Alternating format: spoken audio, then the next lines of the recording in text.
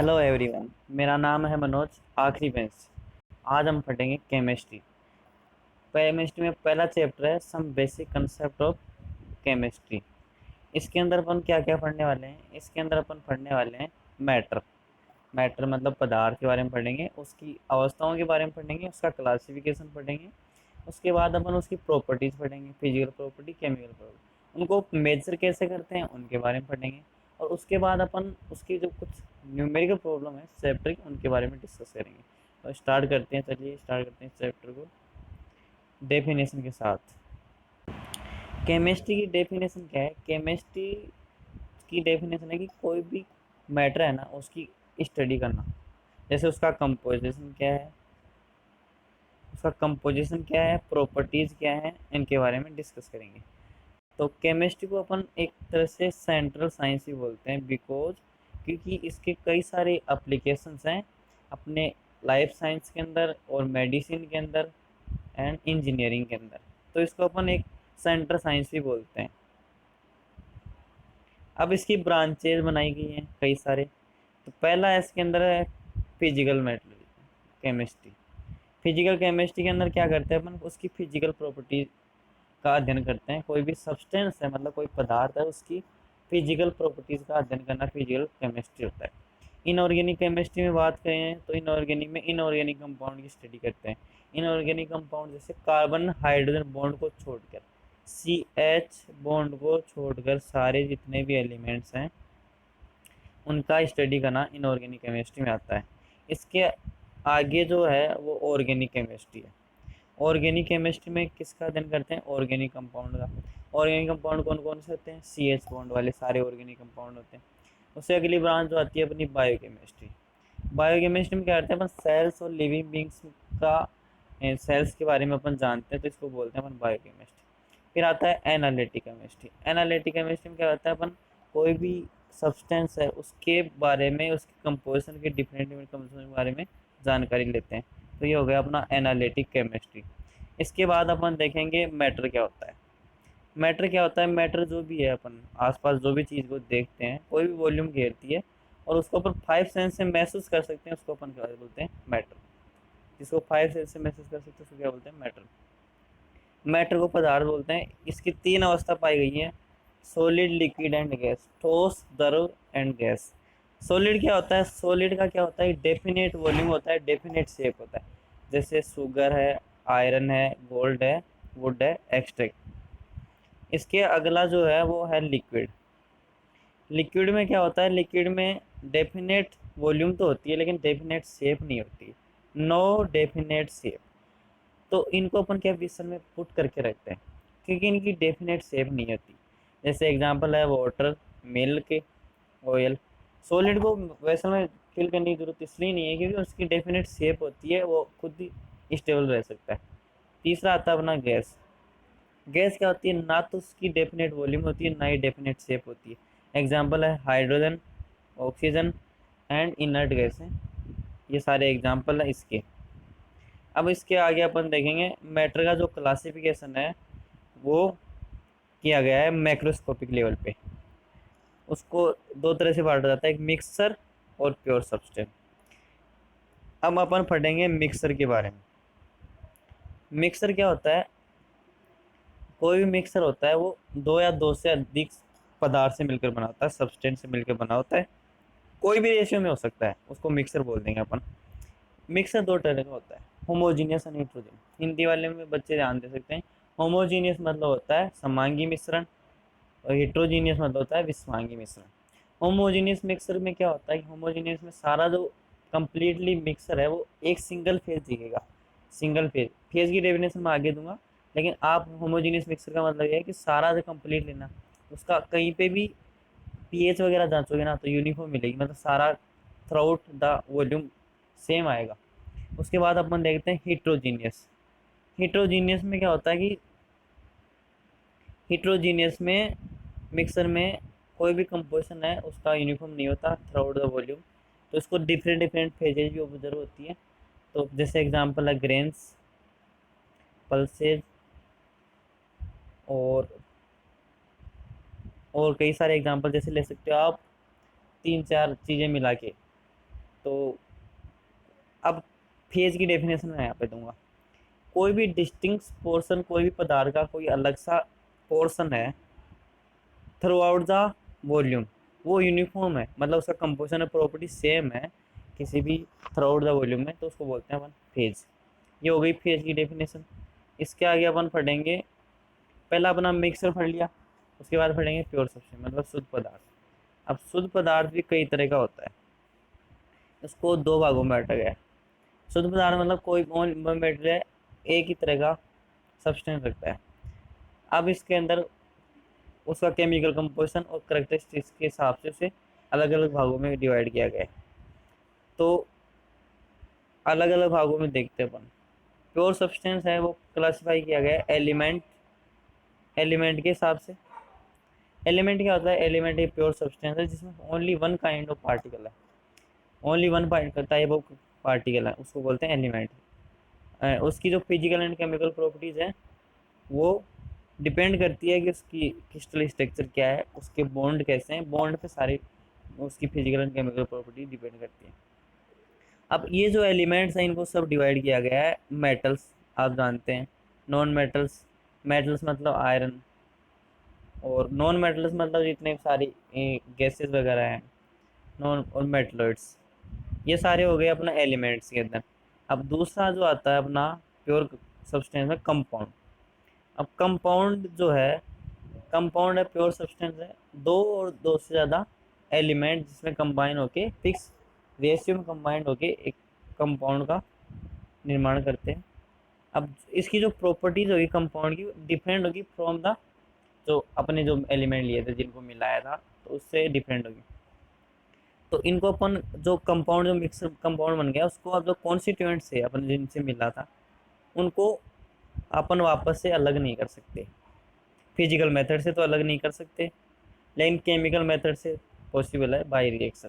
Physical method से इसलिए अलग नहीं कर सकते, उनकी फिजिकल प्रॉपर्टीज अलग अलग होती है, इसलिए फिजिकल मेथड से नहीं कर सकते। अब आगे अपन देखेंगे फिजिकल प्रॉपर्टीज। फिजिकल प्रॉपर्टीज में अपन देखेंगे फिजिकल प्रॉपर्टी जैसे उनको कैसे मेजर करते हैं, फिजिकल प्रॉपर्टी होती क्या है, उनके बारे में। कोई भी फिजिकल प्रॉपर्टी है किसी भी पदार्थ की, वो होती है जैसे कलर हो गया, उसका मेल्टिंग पॉइंट, उसका बॉइलिंग पॉइंट, उसकी डेंसिटी। तो ये सारी फिजिकल प्रॉपर्टीज होती है जो डिपेंड करती है उसकी कंपोजिशन टू कंपोजिशन एंड ये रिएक्शन पे डिपेंड नहीं करती। तो melting point, boiling point, density सारी क्या है फिजिकल प्रॉपर्टी। अब इनके अब आगे अपन इस चैप्टर में इनका मेजरमेंट भी देखेंगे, डेंसिटी का देखेंगे मेजरमेंट अपन। अब इसके बाद है अपना केमिकल प्रॉपर्टीज। केमिकल प्रॉपर्टीज क्या होती हैं? जिनमें केमिकल चेंज होता है। फिजिकल प्रॉपर्टीज में क्या है? फिजिकल चेंज होता है। केमिकल प्रॉपर्टीज कैसे हो गई? जैसे मतलब रिएक्शन के कारण होती है जो भी डिफरेंट सब्सटेंस के कारण। तो इनमें जैसे एसिडिटी हो गई, बेसिडिटी हो गई, पीएच हो गया, कंबसिबिलिटी हो गई, ये सारी क्या है? केमिकल प्रॉपर्टीज हैं। तो इससे आगे अपना है अब मेजरमेंट है, फिजिकल प्रॉपर्टीज का मेजरमेंट है, वो कैसे करते हैं। सारी जो क्वांटिटी हैं उनका मेजरमेंट करने के लिए कुछ ना कुछ अपन उपकरण यूज में लेते हैं। अब इनको फिजिकल क्वांटिटी को मेजर करने के लिए दो पार्ट बनाए गए हैं, एक नंबर है, दूसरा यूनिट है। यूनिट के बाद में नंबर मतलब कितने टाइम्स है, कितने गुना है, कितना है, एक दो तीन चार पाँच छः। अब यूनिट के बारे में बात करूँगा। यूनिट के बारे में बात करने के लिए ऐसा यूनिट जो होती है, ऐसा यूनिट एक स्टैंडर्ड इंटरनेशनल सिस्टम है यूनिट का। जैसे अपन दूध को नापते हैं, लीटर में नापते हैं, किलोग्राम में नापते हैं, लेकिन सभी के लिए पूरा इंटरनेशनल यूज़ करने के लिए हमने ऐसा यूनिट बना दी। ऐसा यूनिट में जैसे लेंथ है, लेंथ को अपन लिखते हैं एल से, लेंथ को एल से लिखते हैं। इसका ऐसा यूनिट होता है वो मीटर होता है। करंट को, करंट को अपन लिखते हैं आई से, इसका ऐसा यूनिट होता है एम्पियर। टेम्परेचर को अपन लिखते हैं टी से, इसका ऐसा यूनिट होता है केल्विन। मास को लिखते हैं अपन एम से, जिसका ऐसा यूनिट होता है किलोग्राम। टाइम का होता है सेकंड। ये सारी ऐसा यूनिट है जो आपको याद रखनी है। आप इनके बारे में मोर डिटेल्स पढ़ना चाहेंगे फिजिक्स के अंदर पढ़ेंगे आप इनके बारे में। सम डेफिनेशन की बात कर लेता हूँ, कुछ डेफिनेशन है यहाँ पे। Mass and wait. मास क्या होता है? जो अमाउंट ऑफ मैटर होता है, किसी भी सब्सटेंस का अमाउंट होता है वो मास हो गया। अब वेट जो होता है वो वेट जो मास से डिफरेंट है। वेट जो होगा वो ग्रेविटी फोर्स के कारण कितना फोर्स लग रहा है उसको बोलते हैं अपन वेट। मास किसी भी सब्सटेंस का कांस्टेंट रहेगा। वेर वेट जो है वेरी करेगा वन प्लेस टू अनदर, क्योंकि डिपेंड करता है वो ग्रेविटी कितनी है। इसका ऐसा यूनिट, मास का ऐसा यूनिट होगा केजी, क्योंकि मास का ऐसा यूनिट मैंने पहले ही पिछली स्लाइड में बताया कि उसका ऐसा यूनिट केजी किलोग्राम होता है। और जो वेट है उसका ऐसा यूनिट होगा, क्योंकि फोर्स है, फोर्स का ऐसा यूनिट क्या होता है? न्यूटन होता है। ये आप याद रखना, न्यूटन होता है।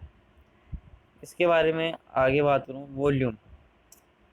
वॉल्यूम क्या आता है? कोई भी थ्री डायमेंशनल स्पेस है, 3D स्पेस है, उसके द्वारा बनाई हुई बंद परिसीमा। जैसे एग्जांपल, कोई भी सॉलिड, लिक्विड और गैस है, वो कोई शेप ऑक्यूपाई करता है। जैसे मान लो ये शेप ऑक्यूपाई कर लिया, तो इसका जो ये 3D स्पेस है इसको बोलते हैं अपन वॉल्यूम। ये हो गया। इसकी जो ऐसा यूनिट होती है वो होती है मीटर क्यूब। अब उसके बाद में अगर देखेंगे अपन डेंसिटी। डेंसिटी क्या होती है? डेंसिटी, कोई भी डेंसिटी होती है वो होती है मास पर यूनिट वॉल्यूम। तो मास M/V, मास पर यूनिट वॉल्यूम हो गया।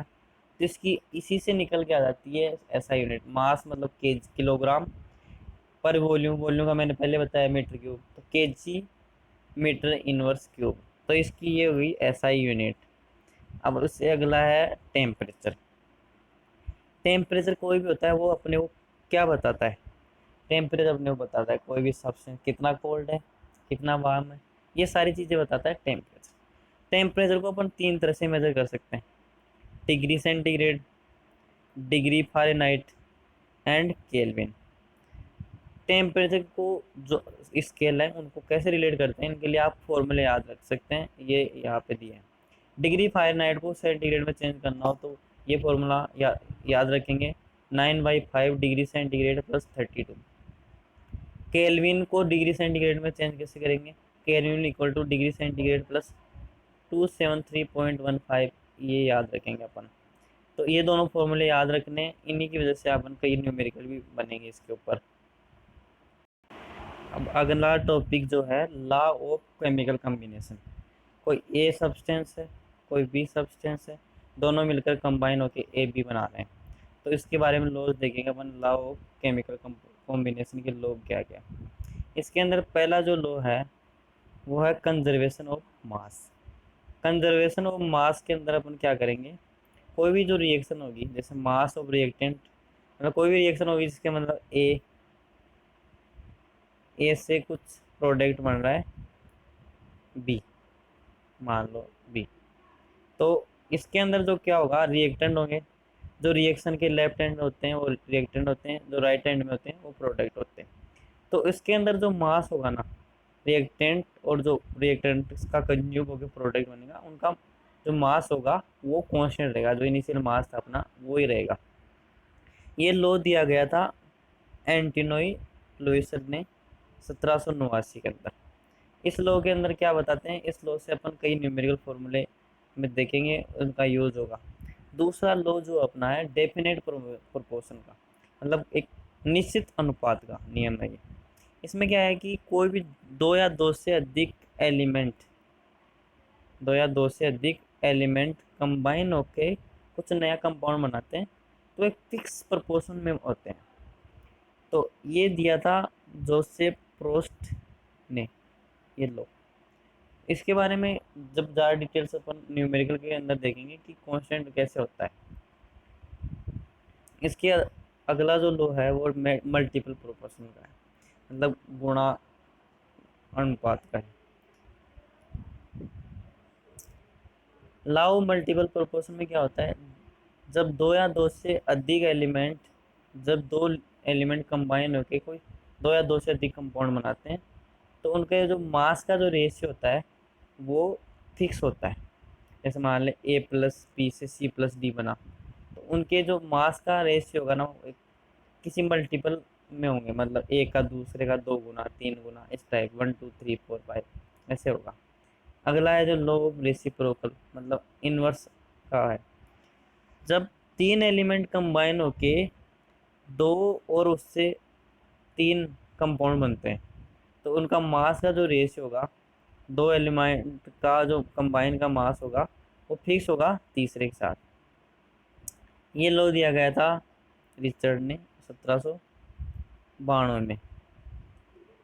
इसके अगला जो है लॉ गैलुसेक का लॉ है। गैलुसेक के लॉ में क्या है, गैलुसेक ने लॉ वैज्ञानिक नाम था, उन्होंने 1808 में दिया था।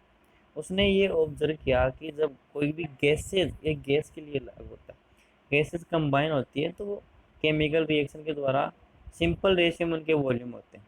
मतलब कोई भी गैस रिएक्ट करके जो प्रोडक्ट बनेगा उनका जो वॉल्यूम निकालेंगे ना, किसी रेशियो के द्वारा निकालेंगे। तो किसी एक पर्टिकुलर टेम्परेचर और प्रेशर पे ये पॉसिबल है, यानी रिएक्शन का जो टेम्परेचर होता है वो प्रेशर, उसके ऊपर ये सारी चीज़ें पॉसिबल है। उससे जो अगला लो है वो अवोगाद्रो लो है। अवोगाद्रो लो क्या है कि अवोगाद्रो में क्या होता है, वॉल्यूम ऑफ गैस होता है वो सेम टेम्परेचर और प्रेशर पे इक्वल होता है नंबर ऑफ मॉलिक्यूल्स के।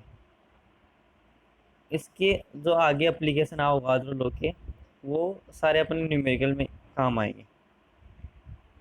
अब जो नया अपना जो कॉन्सेप्ट आ रहा है वो डोल्टन की एटॉमिक थ्योरी आ रही है। डोल्टन एक वैज्ञानिक थे, उन्होंने 1808 में ये new system of chemical philosophy produce की। इसके अंदर क्या था कि वो पदार्थ है वो कोई इंडिविजुअल एटम से मिलकर बना हुआ है। दूसरा पॉइंट दूसरा पॉइंट ये दिया कि सभी जो एटम्स होते हैं किसी भी एलिमेंट के अंदर, वो उनकी सारी जो प्रॉपर्टी होती है वो आइडेंटिकल, मतलब समान होती है। तीसरी जो बात बताई उसने, कंपाउंड जो भी होते हैं वो डिफरेंट डिफरेंट एलिमेंट कंबाइन होकर फिक्स रेशियो में कंपाउंड बनाते हैं। चौथी बात, केमिकल रिएक्शन कोई भी होती है वो क्या होता है, रीऑर्गेनाइजेशन होता है, मतलब एटम थे उनका रीऑर्गेनाइजेशन होकर केमिकल रिएक्शन होती है। केमिकल जो एटम्स हैं उनको ना तो बनाया जा सकता है ना ही डिस्ट्रॉय, मतलब नष्ट किया जा सकता है केमिकल रिएक्शन के द्वारा। ये थे डोल्टन जिन्होंने एटॉमिक थ्योरी दी थी। अब एटम के बारे में डिस्कस करते हैं अपन। एटम क्या है, एटम एक स्मॉलेस्ट पार्ट है एलिमेंट का, जिस जो पार्टिसिपेट करता है केमिकल रिएक्शन में। डेफिनेशन किसके लिए true, only non radio active reaction के लिए। रेडियो एक्टिव रिएक्शन की कुछ अलग डेफिनेशन होती है। मास ऑफ एटम है जिसको दो तरीके से कैलकुलेट कर सकते हैं। पहला है एटॉमिक मास, को कैसे डिफाइन किया जाता है, single atom which is atomic mass unit, मतलब एएमयू, और यूनिफाइड मास यू। तो एएमयू क्या होता है, 1/12वां हिस्सा ऑफ कार्बन 12 एटम, 1/12 हिस्सा ऑफ कार्बन 12 एटम। ये हो गया पहला मेथड, हो गया अपना। दूसरे मेथड में क्या है कि कोई भी मास होगा एटम का, वो क्या होता है 6.02 इंटू 10⁻23 एटम्स इन एलिमेंट। इसको अपन मोलर एटॉमिक मास भी बोलते हैं। ये अवोगाद्रो नंबर भी है। Mass of one atom equal to 6.02 into 10⁻23। इसको अपन न्यूमेरिकल में यूज़ करेंगे। इसको अपन 1 मोल ऑफ एटम भी बोलते हैं। Mole is just a number because मोल 1 2 3 4 5 ऐसे होते हैं, इसको ऐसे नंबर बोलते हैं। यहाँ पे डेफिनेशन है, जैसे मान लें 1 मिलियन, इसका डायरेक्ट वैल्यू याद रखना है, 10⁻6 होता है। 1 मोल, मोल एक तरह का जस्ट नंबर है। 1 मोल 2 मोल, अगर 1 मोल दिया है तो ये हो जाएगा, 2 मोल है तो 2 का मल्टीपल हो जाएगा, थ्री है तो 3 का मल्टीपल हो जाएगा। इससे अब मॉलिक्यूल्स की बात कर लेते हैं। ग्रुप ऑफ सिमिलर और dissimilar atoms. Group of similar मतलब समान टाइप के और असमान टाइप के एटम्स मिलकर मॉलिक्यूल का निर्माण करते हैं। जैसे एग्जांपल है H2, दूसरा एग्जांपल है NH3। H2 है जो समान टाइप के हैं, NH3 है और डिसिमिलर टाइप के हैं। Mass of molecule is measured by adding the masses of atoms. H2 का क्या हो जाएगा, 2 इंटू हाइड्रोजन एटम का मास। NH3 का क्या हो जाएगा, नाइट्रोजन का मास प्लस 3 गुना हाइड्रोजन का मास। ये हो गया NH3 का मास। तो मास ऑफ मोलिक्यूल कैसे कर सकते हैं अपन, या तो ग्राम प्रति मोल या फिर AM, जो मैंने पहले आगे बता दिया। एक AMU कितना होता है, 1/12 हिस्सा हो कार्बन 12 एटम। 1 ग्राम पर मोल कितना होता है, अवोगाद्रो नंबर के बराबर। तो ये सारी चीज़ें जो आपको याद रखनी है।